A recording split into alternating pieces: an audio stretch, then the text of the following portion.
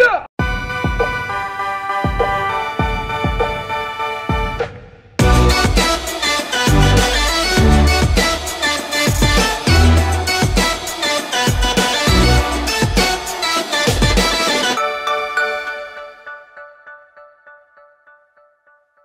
Alors, bonjour encore, chers amis. Vous êtes à votre émission, le Salon des Maîtres, comme prévu, tous les samedis à la rencontre d'un autre maître.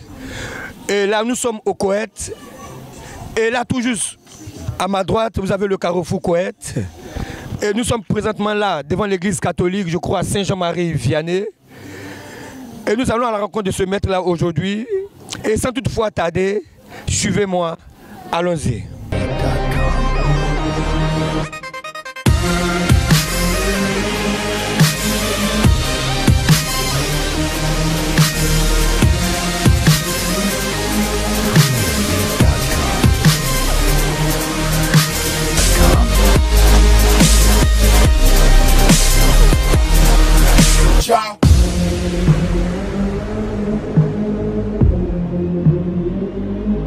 Premiumbeat.com. Alors, votre maître. Merci, merci. Oui, bonjour maître. Bonjour. Alors, comme prévu tous les samedis à la rencontre d'être maître, aujourd'hui nous sommes à la rencontre de maître Percy, maître Percy Kwame, je crois bien. Alors maître, encore, bonjour maître. Bonjour maître. Alors, nous sommes à l'émission Le Salon des Maîtres. Enchanté. Et le Salon des Maîtres aujourd'hui vous rend visite aujourd'hui. Et là nous sommes à votre domicile. Encore merci encore de nous recevoir chez vous. C'est un plaisir pour moi encore de vous visiter. Merci beaucoup maître. Et sans toutefois tarder, maître, nous allons directement au questionnaire. Qui est Percy Kwame? À l'état civil, je m'appelle Kwame Kwaku Gilbert Percy. Kwame Kwaku Gilbert Percy. Percy. Oui, j'ai 64 ans. Ok, merci beaucoup maître. Et là maître, vous faites quelle discipline? Taekwondo. Du taekwondo. Ouais. Ok, du taekwondo. Et là, nous voulons savoir, vous avez quel grade? Je suis ceinture noire 3e dan. Ceinture noire 3e dan. Depuis 1985. Ok, depuis 1985, et bien précisé avec la date. Mais maître, parlez-nous un peu de votre parcours. Votre parcours au karaté, vous avez commencé en quelle année? Qui sont vos maîtres? Voilà, parlez-nous un peu de votre parcours. Bon, moi, je suis venu aux arts martiaux, pas par hasard. Mon père étant judoka, depuis l'âge de 6 ans, il m'entraîne au judo. Comme tu es rentré au collège, au lycée, collège moderne d'Azopé en son temps, qui est devenu lycée après, années 68, 69, 70, on nous obligeait à faire le judo. Parce que moi, mon professeur d'éducation physique, sorti de l'INJS, était ceinture noire, 30 ans de judo, M. Yapo. Et c'est lui qui nous obligeait, qui nous envoyait les dobok cadeaux, en fait les kimonos qu'ils appelaient en japonais, et on s'entraînait au judo. Mais à la même salle, il y avait le karaté qui venait après nous. Donc quand ils ont fini le judo, moi je restais regarder ce qui faisait le Shudokan. Avec maître Kwame Alain. Kwame Alain, oui. Alain Kwame. Un marin originaire d'Azopé. Et un jour, je me suis dit, mais pourquoi pas m'entraîner avec eux? Il a accepté gratuitement. Et j'ai commencé avec mon kimono de judo à pratiquer le karaté. Après, lui-même a acheté un kimono, il s'est au karaté. C'est comme ça que dans l'année 1971, ils ont envoyé le taekwondo à Zopé. Et j'avais mon maître d'internat qui allait tout le temps au taekwondo. Et moi, j'ai passé à assister au taekwondo. J'ai vu les coups de pied aériens, ça m'a attiré beaucoup. J'ai vu qu'il y avait beaucoup plus de contact.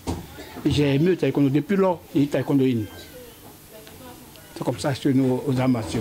Alors, ok. Encore vraiment, merci beaucoup pour ce parcours. Mais maintenant, nous voulons savoir, est-ce que vous avez fait des compétitions, des championnats? Est-ce que vous avez voyagé? Parlez-nous un peu. Parlez-nous un peu. Bon, en son temps, ici, il n'y avait pas de championnat. Ok. Nous, on se restait dans la rue. Quand on finit le soir, on va se balader, on se bat dans la rue.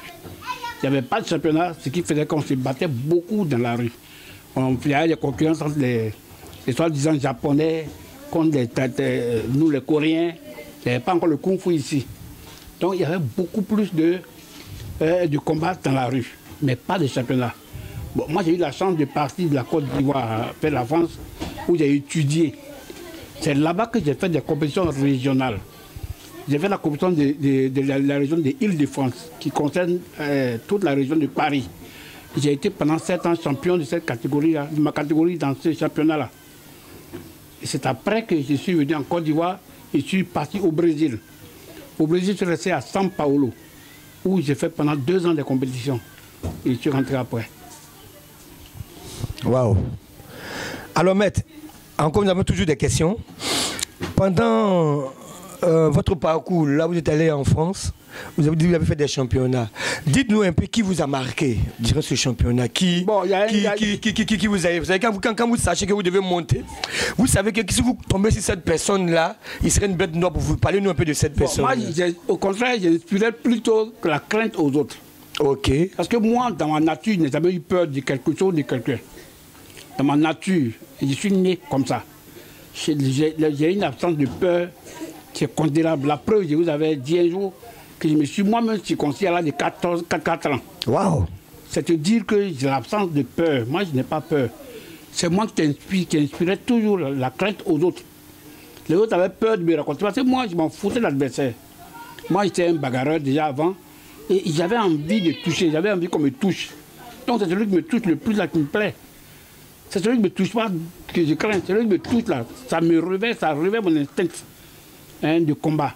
Et je n'ai jamais vraiment eu à craindre quelqu'un. Au contraire, je peux dire que c'est moi qui ai inspiré la crainte aux autres. Alors, ok, maître, encore vraiment merci beaucoup. Alors, maître, encore une question pour vous. Parlez-nous un peu de votre génération et cette génération. Comment est-ce que vous vous entraînez? C'est-à-dire que votre manière de vous entraîner avant, d'accepter des douleurs, d'accepter certaines choses à cette génération d'aujourd'hui, est-ce qu'on peut les comparer, cette génération ivoirienne? Bon, moi, à mon temps, quand on faisait le Shotokan, moi, je ne savais pas qu'il y avait aujourd'hui tous ces dérivés du Shotokan. Nous, on l'appelait le Shotokan, Karaté-Do Shotokan. Le travail était un peu plus physique. Ici, le taekwondo, aujourd'hui, en fait, le taekwondo, les secrets ne savent pas. C'est qu'il y a beaucoup plus, il y a des sous-disciplines en taekwondo. Ok. Il y a le judo-kwan, il y a le shando-kwan, il y a plein de taekwondo. Mais au début, nous, le taekwondo qu'on faisait avec les punte palgwe était un peu plus physique. Où on se touchait, où c'était physique. Aujourd'hui, avec les punte taigwe, plutôt les punte de maintenant là, vous avez plutôt la technique. Ça n'a rien à voir avec ce que nous faisions avant. Mais moi, ce que je déplore, c'est qu'aujourd'hui, il y a absence de contact. Aujourd'hui, le travail ne se fait pas du tout. La preuve, mes prédécesseurs ont parlé des champions qui restent éternels, il n'y a pas de concurrents. Mais dans le temps, pas notre temps, mais dans le temps moyen, quand tu voyais un Kwasidi avec Apollos le loup, mais tu étais émerveillé, tu t'attendais de voir comment ça se passait, sans oublier les Bayou Charles. Quand ils sortaient, tu attendais ce combat parce que l'issue était incertaine. Et c'est des vrais combats, des combats de contact, des combats d'hommes. Aujourd'hui, c'est des combats de coqs. On ne se touche pas, on marque un point, on sait c'est 4 points, 6 points. Non. Avant, ça finissait par le chaos, c'est vrai. Aujourd'hui, nous sommes au sport olympique. On a dû changer certaines données. Mais ça a impacté sur le travail des gens. Parce qu'aujourd'hui, il ne faut pas d'effort. Avant, nous, on travaillait de manière individuelle. On impactait notre corps, on rendait notre corps solide à l'encaissement. Aujourd'hui, il n'encaisse rien. Donc, ils travaillent la technique, mais physiquement, ils ne sont pas forts. Ils ne tiennent pas. Et ça, c'est dommage. Il faut que, à un âge donné, ça veut dire que quand tu as fini ta compétition, tu commences à travailler durement pour impacter ton corps, pour être un peu plus martial que sportif. Parce qu'après, ça te défend dans la rue. Tu es obligé de te défendre. C'est pas qu'on conseille aux gens d'aller se bagarrer, mais des fois, avec toute cette sécurité, on est obligé de se défendre, mais il faut apprendre à se défendre. Si tu nous as certainement, on n'est pas capable de faire d'un brigand qui n'a qu'un petit couteau. Et je dis, c'est dommage. Alors qu'à l'autre temps, on travaille sur tous ces aspects des choses. Voilà. Alors, ok, vraiment, merci beaucoup. À vous entendre parler, là, je suis tout oui, et puis bon. Alors, maître, toujours une question, le salon des maîtres, toujours une question pour vous. Est-ce que nous pouvons avoir une pensée pour le taekwondo? Non, en fait, il ne faut pas dire une pensée pour taekwondo. Moi, je préfère une pensée pour les arts martiaux. Ok, une pensée pour les arts martiaux. Voilà, parce que moi, dans mon cheminement, j'ai eu à pratiquer beaucoup d'arts martiaux pour accompagner mon taekwondo. Ok. Je me suis entraîné avec Bailly Patrice, qui est mon petit frère. Bailly Patrice? Bailly Patrice, qui est mon petit frère. Ok. Il m'a, dans le temps, enseigné quelques... Je travaille souvent avec lui, donc les esquives et autres, il me les a appris. Il est allé à la boxe chinoise. À Paris, il y a un coin qu'on appelle le jardin de Luxembourg. Nous, on va chaque matin, les samedis et les dimanches. Et toutes les disciplines s'entraînent là, chacun. Les Chinois, les Japonais, chacun vient s'entraîner. Et moi, je m'approchais de chaque maître pour travailler avec eux chaque fois. Quand l'autre vient à 8h, il travaille avec lui à 8-9h. Quand il s'en va, l'autre vient, le Japonais vient, il travaille, un Coréen vient, il travaille. C'est comme ça que je faisais. C'est-à-dire que moi, mon art martial est devenu hybride à la limite. Et puis moi, j'ai eu la chance de berger des Chinois chez moi à Bassam, qui avaient échoué ici, qui n'avaient pas à manger, qui n'avaient pas à coucher. Et je les ai bergés pendant 2 ans. Et pendant 2 ans, ils me réveillaient chaque matin à 3h du matin, 4h avec mon maître qui était Niang Adou Daniel, feu Niang Adou Daniel. Et on nous entraînait qu'à 6h du matin. Donc ça fait que ça a un peu rendu mon art un peu spécial par rapport aux autres. Voilà l'avantage qu'il y avait sur les autres dans la rue quand je partais me battre avec les gens. Et puis ce qui est dommage, moi je le dis, allez-y maître, allez-y. Maître, allez-y, c'est pourquoi nous sommes là. Dites-moi les maîtres du Côte d'Ivoire là. Posez-leur la question, on frappe un coup de pied, on frappe un coup de pied, à quelle heure, à quel moment faut-il frapper la partie d'un corps, une partie d'un corps. Mais il va vous répondre, il ne savent pas. Il ne savent pas s'il faut frapper le corps, la tête le matin, à midi, le soir, à midi le plexus, et le soir en bas. Ça pas, mais c'est lui. Le soleil se lève en haut. Ça, c'est la tête, c'est donc le matin. À midi, le soleil est au milieu, donc c'est le plexus soleil qu'il faut frapper. Le soir, le soleil couchant, alors c'est le bas. Pourquoi? Parce que quand vous avez mangé beaucoup, le soir, le gros intestin est beaucoup chargé. Quand vous levez le matin, vous avez beaucoup de flux de sang. Par contre, vous êtes plus vulnérable au niveau du sang. Vous avez beaucoup plus de circulation de sang dans la poitrine à midi. Imaginez, mais combien de maîtres le savent? Combien de maîtres connaissent l'anatomie d'un être humain? Pour se dire ici, si je frappe ici, je le touche, il va devenir ceci et cela. Mais il n'y a personne, et ils ne travaillent pas là-dessus. Il n'y a personne qui travaille là-dessus. Ils arrivent, ils ont 55 ans, 40 ans, mais ils ne travaillent pas là-dessus. Mais quand on n'a plus la force physique, on fait quoi? On travaille de manière méthodique pour maîtriser la situation. C'est parce que moi, j'ai 60 ans, 64 ans, que je suis de bataille en rue, je dois rester te regarder. Non! Je n'ai pas la force physique, mais je saurais comment faire pour me débarrasser. Parce que je connais tes points vitaux. Mais qui connaît? Comment les mecs qui connaissent? Il faut qu'ils apprennent ça. Il faut qu'ils apprennent ça. Il faut qu'ils aient des squelettes chez eux. Il faut qu'ils aient des marchés où il y a les points pour montrer à leurs élèves comment, surtout les élèves d'un certain niveau, d'un certain âge. Comme je dis toujours, on vient aux arts martiaux avec une motivation. Soit on vient au sport, soit on vient pour tenir sa forme, soit on vient pour apprendre à se battre. Donc, à se défendre. Et l'enseignement ne doit pas être la même chose. Parce que quand on enseigne un enfant de 6 ans jusqu'à 14 ans, ce n'est pas le même enseignement d'un enfant de 14 ans à 25 ans. Ce n'est pas le même enseignement d'un enfant de 25 ans à 35 ans. Ce n'est pas le même enseignement que vous allez donner à un enfant de 35 ans jusqu'à 50 ans. Parce que là, c'est autre chose. Il ne va plus les appeler là, il fait quoi? Il vient aux arts martiaux pour quoi? Pas pour enseigner forcément la forme. Il apprend aussi à se battre, à se défendre. Alors, est-ce que c'est ce qu'on enseigne aujourd'hui là qu'on peut se défendre avec? Répondez-moi, maître. Est-ce que ce qu'on enseigne aujourd'hui là, quelqu'un qui a attaqué à Sibourès par 3 personnes là, est-ce qu'il peut se défendre avec ça? On sort couteau, ils sont déjà morts complètement, ils fuient. Tu invites les gens à gamer, les mettre à gamer, allons en bois, que je dis, à gamer, ça fait trop noir là-bas, pourquoi? Ça, c'est maître, ça, on l'appelle maître. C'est des professeurs d'éducation physique. C'est des professeurs d'éducation physique. C'est des enseignants qui enseignent le sport, leur sport là, c'est ça. Soit karaté, soit c'est le sport actuellement, ce n'est plus les arts martiaux. Hein. Parce que moi, je ne vois même pas le côté martial. C'est vrai, je ne jette pas la proie à tous les maîtres. Il y a des grands maîtres ici. Il y a des maîtres qui sont forts, ils sont nombreux d'ailleurs. Mais la tendance commence à dégraisser. Quand c'est là, selon là, comment ça se passer? La tendance commence à dégraisser, ça devient n'importe quoi, purement du sport. Au même titre que tu joues au tennis. Et maintenant, aujourd'hui, tu prends un taekwondo, c'est une 45e d'âge. Ils ne sont pas plus offensifs, ils ne sont pas plus dangereux qu'un gars qui joue au tennis.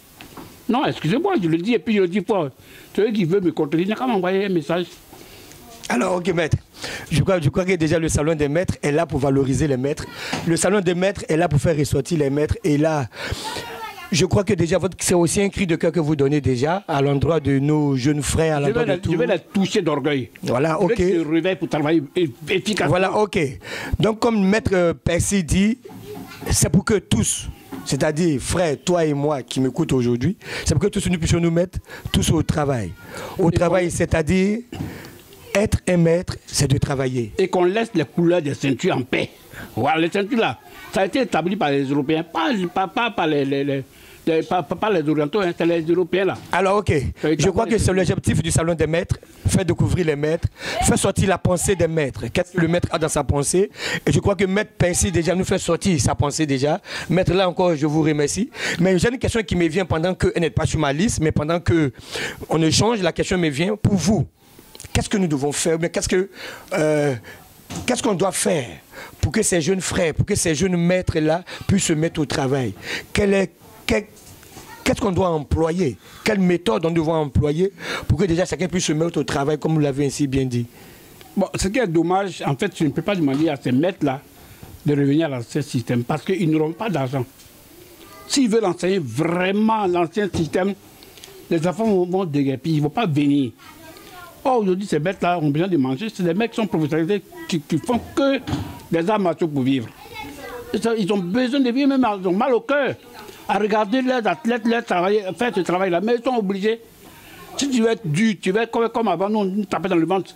Tu te mets, tous tes amis viennent de l'écouter dans ton ventre. L'enfant, il va à la maison, il dit, non, maman, j'ai diarrhée, t'es mal au ventre, sa maman va vous convoquer. Et les maîtres sont obligés d'enseigner cela. C'est pour ça, c'est l'argent. C'est dommage, mais c'est comme ça. Si il n'y avait pas ce problème d'argent, les maîtres travailleraient librement. Mais aujourd'hui, les maîtres ne travaillent pas librement. Ok, maître, merci beaucoup. Et nous sommes à la 5e question. La question est question de découverte. Est-ce que maître Percy peut nous dire, en travers le taekwondo, bien vrai dans son parcours, il en a cité un peu, mais on veut savoir directement, est-ce que maître Percy a fait d'autres disciplines que peut-être personne ne sait, une discipline cachée, une discipline qu'il a fait secrètement, une discipline qu'il a fait, voilà, est-ce qu'on peut le savoir? Je n'ai pas fait de discipline de manière secrète, comme je l'ai dit. Okay. Je me retrouve dans un espace où il y a des hommes qui s'entraînent. Moi, je suis obligé d'aller vers eux parce que moi, je suis soif d'apprendre. Donc quand je vois quelqu'un toujours faire quelque chose, moi je vais vers lui, surtout dans la partie des arts martiaux, je vais apprendre sa technique. Vous voyez, il y a un enfant qu'on néglige ici qui s'appelle Planche Cato. Mais moi souvent je l'appelle chez moi ici pour qu'on travaille ensemble, pour découvrir à mon âge ce que lui cache en lui. Son père était ami à moi, mais l'enfant il a des qualités. On peut me dire, on ne connaît pas son art. Ce n'est pas la dénomination qui fait le travail qui fait le pratiquant. Aujourd'hui, son art peut ne pas être connu. Son art peut être faux, si vous voulez même. Mais on ne peut pas aussi dire qu'il ne travaille pas, cet enfant-là, quand même. Bien sûr. Donc moi, je l'appelle ici souvent. On travaille ensemble, on ne fait pas d'échanges. Et moi, j'ai soif d'apprendre. C'est comme ça que j'ai appris auprès de tous ceux que j'ai rencontrés. Moi, j'allais voir maître Lee Kuan Yew chez lui, quand il était à Paris. Oh, moi, j'étais élève du Bang. Bang, là, lui vient d'une région de la Corée qui est un peu comme des rivales à celle de Lee Kuan Yew. Mais j'ai passé voir Lee Kuan Yew pour qu'il me dise, j'ai passé le voir s'entraîner. Il va qu'il me donne des conseils. Parce que c'est un monsieur très pragmatique. Vous comprenez? Et moi, j'adore ça. Voilà comment j'ai appris auprès des maîtres. Il n'y a pas de secret. Alors, ok, maître. Vraiment, merci beaucoup. Merci encore pour cette interview. Je crois que nous sommes à la fin de notre interview. Nous vous disons merci. Mais le salon des maîtres, juste, je crois, 1 minute, c'est ça qui me fait signaler. Est-ce qu'en 1 minute, vous pouvez nous faire quelque chose? C'est-à-dire, tu sais, un coup de pied, une démonstration qui vient de maître Percy. Alors, ok, donc vous nous présentez ça. Parce que c'est le coup le plus puissant. Ok. Et moi, c'est un coup très mortel. Et moi, j'adore ça. Alors que je peux prendre votre micro? Mais oui, ça ne vous dérange pas. Alors, salon des maîtres toujours, regardez maître Percy à la démonstration. Absali. Absali, c'est le coup le plus puissant. C'est le coup que moi j'adore au taekwondo. Parce qu'il est très efficace. Et on frappe ça le soir. L'après-midi, vers 17h, par là, c'est là que vous frappez avec ça. Alors, ok. Alors, chers amis, encore je vous remercie. Et nous étions avec Maître Percy, que j'apprécie bien, aussi mon maître, et aussi un père pour moi. Et encore, c'était le salon des maîtres. Et toujours, restez toujours connectés. Et n'oubliez pas de vous abonner sur YouTube. N'oubliez pas de vous abonner. Et partagez aussi à vos frères, à vos soeurs, vos amis et tous les amis karatéka. Je vous remercie. Le salon des maîtres, Maître Kaza.